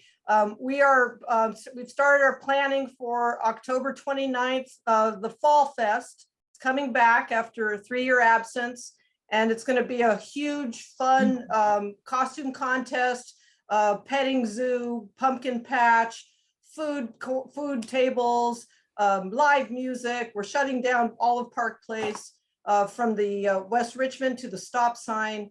It's going to be fabulous. And we're going to have save the date flyers at our table at National Night Out on the 2nd. Okay. Thank you. And there's going to be some fun participation there. And we are actually discussing as a board whether or not the PRNC may sponsor an activity at that event. We hope that this National Night Out will begin a tradition of seasonal events to which everybody adds, so that none of our smaller organizations has to bear the burden. I'm glad that's coming back. It's one of my favorites. One more thing, Josephine Orozco of El Sol and I have been planning quarterly events like sidewalk sales where we have live music, but it's all on the sidewalk. We don't close the street, but they'll be on a quarterly basis. And we'll have my merchant map as a stamping game to draw people to foot traffic to the businesses. Yeah, it's a brilliant idea. Thanks so much, Karen. Okay, that's all I got. History Association. Yeah, we'll be open. The History Museum will be open on National Night Out too. So we'll see you all there. Thank you, Bonnie. And I do believe that Karen might be working both the history and business angles. So we're playing this by ear. So maybe there'll be some ghost stories, or maybe there won't. We're going to figure it out as it goes along. Thank you so much. Arts at Point Richmond, which will be, I know, participating with the children in sidewalk chalk drawings during National Night Out. Mary Lee, did you want to comment on any other activities? Yes, I see Anna just joined. We've been corralling some of our artists to be part of the fun street chalk drawing, and to talk to people about making art with us. And all of our banners are now up all over town. So it adds to it. And also we are hoping to participate hopefully with the PRNC. If you're going after grants from the city for art, we'd like to be part of that too. So we love you guys. I will encourage you, for those of you who don't know, they have just done another version of Karen's map. David designed the maps that shows the location of the banners. I received a few of those the other day for our table at the event, but I would encourage you, Mary Lee, to make sure you have more copies of that, because it's like a self-guided tour of all the different art in public places that have been taken to the street. Yeah. Of course, Karen's got one folded up in her bra strap, of course. Kate, I know that you're taking a little time off, I believe. Do you have any news on Magic Lantern? Hey, the news is, yeah, I'm still attending here. Thank you. I just learned about your National Nights Out, so great news. And I'm not sure about the time to arrive and bring my table and my goodies. Is there a planning coordinator for this event, or I should check in with, or is there a hierarchy of table placements? No, we're just gonna, I mean this literally, folks. This is a neighborhood event. And so we are gonna, when folks show up, we are going to find a place to put you. We have a couple tables that need to be where they need to be for a specific reason, the children's area, and CERT, who needs space for their demonstration. And then we're just going to line everybody up. It will be the same configuration as the music festival, but the music is going to be on the sidewalk, and it's a much more casual event. So I'm sorry if we missed one, Kate. I do apologize. I'm catching up. We'll see you Tuesday night then. And just shoot me an email or give me a call and I'll fill you in. Okay, thank you. Is there anybody here from Prnc today? Prnc is going to corral the kids on Tuesday night. Anybody would like to speak for Brickyard Cove Homeowners Association? And again, Chris, thank you for making us aware of some major deal that I think a lot of us didn't know about. Anybody else, Lisa? Yeah, I think the only thing going on there is there's still lots of discussions going on with Terminal 1. It's pretty significant. There has to be something done before the end of the year. If not, it reverts back to surplus land. Does So- anybody else smell a dumpster on fire, or is it just me? Anyway, so there's a lot going on with Terminal 1, trying to resolve some very, very major issues. PG&E site, there is still ongoing discussions with city staff and the design review board due to some very, very major issues. Chris alluded to one of them, which is these major dump trucks that they're trying to plan to bring in dirt here, and it is going to be really bad. And the mitigation that we're going to have to work towards as a community to protect everybody and our roads as best we can. We're going to have to collectively get together as a community and do what's best for the community at large. So. Okay. And Latest plan is 88,000 cubic yards of fill. Yeah, So they're actually, going to build almost 100 feet high next to an earthquake zone. you can't know, Lisa, without having heard about this. So, and I will let you know on behalf of the PRNC that we made an effort with the LUDRC, our local design review, to make sure that they understood. And Charmaine was really very helpful in facilitating this, as was Rod, that this project is the challenges with this project are much bigger than the logistics or the appearance or the number of units or if they look this way or that way or what color the paint was. So I think that we're going to continue to keep an eye on this. It's going to change. Any of these big projects really change things for our entire community, including traffic, schooling, and utilities. So thanks, guys, on that. Masters, Fran, I think we lost her. Oh, there you are. Sorry, Fran, you moved on my screen. I just have to unmute. Masker's next production is Compared to What? And it's basically a story about Pullman porters. We've been striving to include diversity in our productions, and so this is going to be quite a big one. It opens on August 26th. I also wanted to say that Josephina Orozco from El Sol and Fran Smith from the Maskers are both planning to have a table on National Night Out. So don't take our space, please. And No, I didn't mean random. We will coordinate it as it comes along. Okay, thank you. Josephine is going to bring tacos and I'm going to bring candy.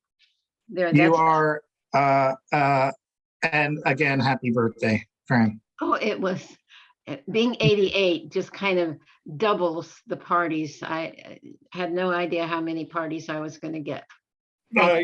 You deserve 88.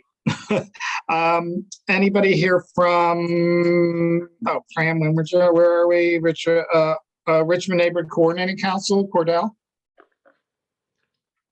I think we've lost Cordell. I'm here. Oh, okay, Cordell. Any news from the Coordinating Council? Yes, let's see. We had about 33 people on the call, so I usually go through the department reports, but for the interest of time, I'll skip that. So we had Fire Chief Angel Montoya, who came and talked to us about we're going to have a new Office of Emergency Services Manager coming in the work, so that's to be determined. And I did ask him about, is there going to be a youth academy reinstated, and he said yes. And so that's good news. And the president's report, we got new binders, so you should get a president's binder coming in soon. And then let's see what else. Oh, I mentioned for new business the idea of having I asked the board to have Dr. Hurst to come speak to the general membership about what's going on with with the district. You know, I'm trying to encourage them to bring the resource officers back in our schools, because this has been an issue for quite some time. And remember that shooting we had back in the spring at De Anza High School? And I said, we need to get these officers back. So that being said, our next general meeting will be September the 12th. at 7 p.m. via Zoom. And that's that. Thank you, Cordell. Always photographic memory for times and dates. Let's go to Gary. What do you have going on at the Benevolent Fund and Richmond Tennis? Hi, Phil. Yeah, so I missed the last meeting, so I got a couple of things. When you go down Cutting, heading into Richmond, when you go over the kind of the hump and you come down the other side, there's a fire station on the left, and the big park there is MLK Park. You may not notice it because it's on the left. And we actually had the month of July, we had myself and the RTA coaches, along with the rec department, really sponsored like 40 kids for the month of July each week. I'm very tired, but so we had 40 kids out there. We had a great time. It's a collaboration with the rec department, so that was a piece on the youth part. On the adult part, we actually have, as a number of you know, we run adult teams out of Nickel Park up in the center of Richmond. And our 4-0 women just won the East Bay Championship. And if you go out, in fact, I ought to put our website on the agenda here. On our website, we actually have some of the narrative that went along with that. But they're going to actually, when I say one East Bay, that means that's Oakland, Alameda, this whole in parts of Walnut Creek. So it was a big deal. They are going to sectionals up in Sacramento in August, and if they win that, they go to nationals in New York. So exciting stuff is going on the adult side as well. Yeah, I missed the last meeting, so I wanted to mention Willie Mays Day. Marin really did a lot of work on Willie Mays. Actually, those of you who know anything about baseball, he's probably the most famous baseball player of all. But he still lives in San Francisco. He's 91 years old. He actually did a lot of March of Dimes here back in the 60s in Richmond. And so part of what Marin got involved with the Parks and Recs Commission was actually having Willie Mays Day, and got donations from a number of people, including the president of the Giants, who came over. And this was back in May. And Willie didn't come because he was 92 now, I guess. And they said he really wanted to come, but they told him, you really should do it with COVID. So we had a great time, and Marin really made that all happen. So it was an exciting time. If any of you might have made that. But that's, I think, all I've got. Thank you, and thank Marin for us. She's a force to be reckoned with. Graham, do you have anything? Yes, Phil. Thank you. The Red Oak Victory folks, we're back in business. Fairly well to a full schedule now. We're open every Sunday, 10 until 4. Please come down and visit us. We're in the middle of our pancake breakfast season. We've got 3 coming up. One on August the 14th to celebrate the end of World War II, VJ Day they used to call it. Then September the 11th, we have a second one, and then we have the final one on October the 9th, which of course coincides with Fleet Week. We've also got our movie program back. We had a great turnout apparently a couple of weeks ago for Casablanca. And I don't know if Karen turned up in a snappy hat or not. Unfortunately, I couldn't be there. I was wearing a snappy hat. Yes. Oh, good. Who won the chocolates? I won 3. I won 3 chocolate bars. Okay, fine. It's Casablanca trivia. Yeah, exactly. That's not, Karen should not be allowed to participate in trivia. I gave them away. The last 2 I gave away. Anyway, the next movie night is September the 15th, and it's the movie is called Wind Talkers, and it talks about the Navajo Indians who spoke in their language and how they used a code so that the Japanese were never able to crack it. Then in October 27th, we have a remake of the funny old movie Whiskey Galore. Which if anybody here like me has any Scottish heritage, the idea of a ship foundering just offshore with 4,000 cases of whiskey would be far too big a temptation to resist. Buchanan whiskey. Yeah, exactly. There we go. And then in December, we have the usual showing of It's a Wonderful Life. So please come and see us either on our Sunday or at one of our pancake breakfasts, or we'd love to see you at our movies. Thank you very much. Congratulations, Graham, on getting back in the water, or whatever you would say, back in business again. Yes, well, as long as we're not sinking into the water. Right. Anybody here from Women's West Side today? All righty, we're going to save a minute. We're going to finish this pretty good, on pretty good time, given the half hour extra we spent with city staff. Peter, any ping pong, table tennis, breakthrough flash news events? Well, I mean, we've been having a mixed turnout, and I'm not sure why, but we have. But every time I've been there on Monday nights, it's been a lot of fun. Kate Spalding attended a couple of our nights and had a lot of fun. And I wasn't able to make this last Monday. I was sick, but apparently a bunch of new people showed up, and Benita was there and she let them in. And I think a friend of mine, Tarek, who I'm trying to get to join the Benita Thomas? Tarek. Benita Thomas? Yeah, No, the Benita Kempur. Oh, Kempur. Oh, okay. Kempur. She's my sister-in-law, and I don't think so. No. That's right. Yes. Josephine said the same thing. No, this is a different woman. They're all the Filipino people in town are somehow related. Yeah. Anyway, so it's ongoing. It's a lot of fun. I think we're picking some people up. Oh, and Josephine, who I met today, I met with today about the National Night Out. When she heard that I was doing that ping pong, she got all excited because apparently a lot of people in her family play. So she's gonna show up and maybe drag some people with her. That's fantastic. Thank you. Okay, so I'm really pleased. I know it's late, but I'm really pleased that we were able to get so much in, I think, today. We have two people asking to speak at public forum, Sally Tobin, and Susan, is it Cody? Yep. And Cody. Susan Cody. So let's start with Sally. She signed up first. Okay, I'll be very brief. I'd like to announce that the Richmond Community News is now putting out a digital edition. And our most recent update featured the $36 million that was included in the budget signed by the governor and is targeted toward acquisition and cleanup of Point Malate. And so that announcement was made by John Joya.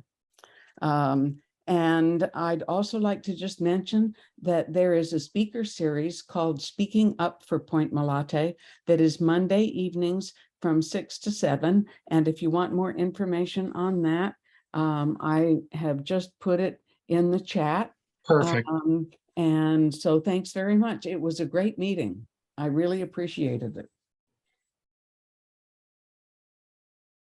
Thank you, Sally. And Susan, do you have an announcement, I think, about a cleanup event, or? I have two announcements. First of all, part of the reason I joined this wonderful organization because trash is so much on my mind. My husband and I started picking up trash a year and a half ago. So now I'm trying to make it, invite everybody. So we'd come the third Friday of the month from 10 to 12 at Knox Park.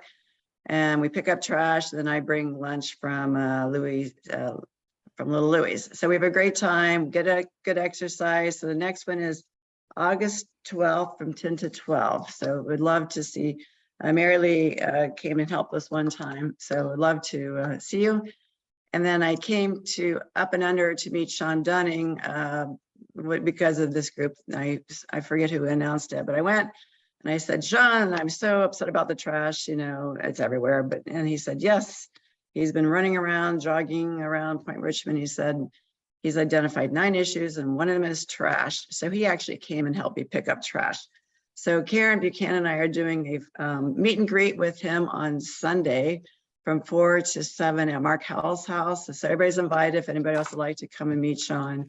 And so it's on Sanderling. So we'll have some signs out, but if anybody would like to come and meet him, I knew everybody's probably got their, if anybody would come learn more about Sean, you're welcome to come. There'll be food and wine and he'll be there. Thanks. Thanks for the cleanup effort and thanks for the heads up. As I mentioned a little bit earlier, we do hope to have a candidates forum for both city council positions and mayoral. We're still planning it and we hope to actually do it possibly in conjunction with Santa Fe neighborhood, since we're right next to them, so we can get maximum bang for our politician buck. Wow. We did okay. I appreciate everybody letting us go on. I think this was an important enough meeting, and I thank all of the general members who participated and new folks, more new folks than I've ever seen at a meeting since they tried to tear the library down. We do have, do we have any remembrances or celebrations? That we'd like to Lisa and cover? Cordell do have their hands up, so. Oh, I'm sorry, Lisa. I'm just gonna make it really brief.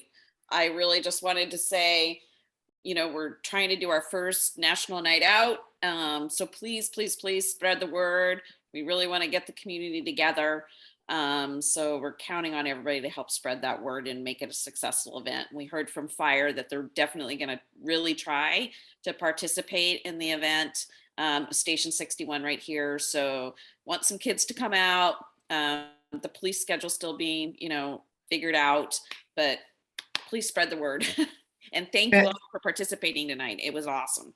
It was awesome. Lisa, thank you. You're largely responsible, I think, for getting that many city people out. So Cordell, you had something, and then we'll go to the remembrances. Yes, and I have two things too. So number one, the PRNC is invited to the Richmond Rotary Club weekly meeting on August the 12th at 12:30 at the Richmond Country Club, and lunch is only $25. And yes, Lisa, you can come too. So our speaker for that meeting will be we will have LaShonda White, who will be talking to us about the American Rescue Plan Act funds. So this should be a lively discussion like what we had here tonight. And let the record reflect that I was the one that invited Shasta Curl. Remember that. You gave Lisa the credit. I said, wait a minute, I deserve the credit too. And then Cordell, I think it goes without saying that everything that happens in Richmond has something to do with you. But that's right. But perhaps I should say it. Everything that happens in Richmond has something to do with Cordell. Thank you. Any remembrances before we sign off with pretty good timing on this meeting? Once again, happy 88th to Miss Fran Smith, who doesn't look a day over much younger than that. Extremely grateful that the community let this meeting run this way. And I do feel that we have a strong and sincere commitment to have continued representation from city staff. And I think when we have 2 pages of people in a Zoom meeting, we get taken pretty seriously. So I know that we really promoted folks, and I do see a lot of new faces. We remain open to suggestions. We will be off next month. We will be looking, the board will be talking a little bit about the candidates forum. When we come back, we're going to have, why can I not remember the name of the safes? Help me, Lisa. I'm tired. This new street, Lisa, the safe street. Patrick Phelan? No. Lydia. Lydia, thank you. Travel Safe Richmond. Lydia from, I can't remember the name, Lydia from Travel Safe. So this is going to be an opportunity for us to follow up. And by then, Lisa and I should have hopefully compiled both a list and a petition concerning our years and years of effort to make our pretty obviously dangerous streets a little bit safer. Ladies and gentlemen, thank you so much for joining us. I hope to see each and every one of you and your friends and your church groups and your neighbors out at National Night Out. It's an hour and a half. If you're feeling sturdy, please come. instead of 6:30, come at 6 o'clock and help us drag some chairs out, and stay till 8:30 and help us drag the chairs back. It is, we're doing it, we're really playing it by ear, but we'll be happy to see you. Please dress warmly and dress in layers because it gets real cold real fast.